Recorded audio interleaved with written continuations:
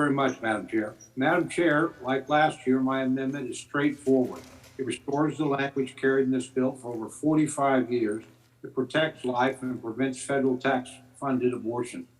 Since it was first enacted by an overwhelmingly Democratic Congress in 1956, it's estimated that this provision, known as the Hyde Amendment after its original author, the late Congressman Hyde, has saved more than 2 million lives.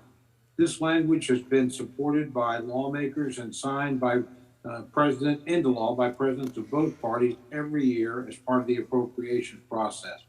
And every Democratic member sitting in this room today has voted for it in the past and recently as last March.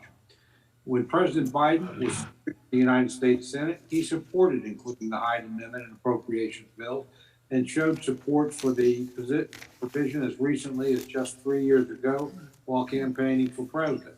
He has since flip-flopped on this issue under pressure from the far left wing that now controls the Democratic Party and proposed the removal of this protection in his budget request. This bill also dilutes conscience protection language added 17 years ago by then Congressman Dave Weldon, which protects American doctors, nurses, and other healthcare professionals from participating in or providing an abortion if they have a moral objection. This is an essential right of every American, and its removal is a danger to all of us. Last year, 22 state attorneys general sent a letter to the congressional leadership outlining in detail their objections to the removal of the Hyde Amendment in the president's FY22 budget request.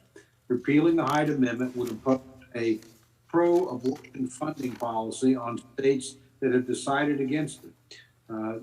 They stated that the Hyde Amendment allows states to choose to fund elective abortions or not with state taxpayer dollars. And the people and elected representatives of 34 states have voluntarily chosen not to do so. I will always come down firmly on the side of protecting and saving lives of unborn children, as well as defending the conscience rights of American taxpayers.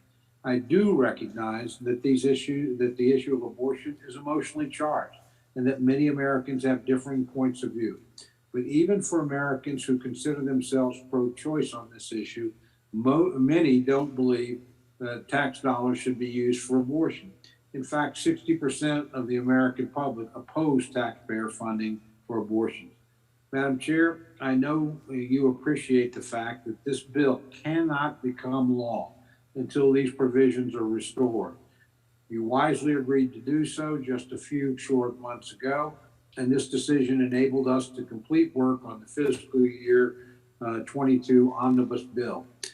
As the makeup of this body and the other body remain the same as they were in March, everyone in this room knows that these provisions must be restored once again to allow this bill in fiscal year 23 to move toward completion.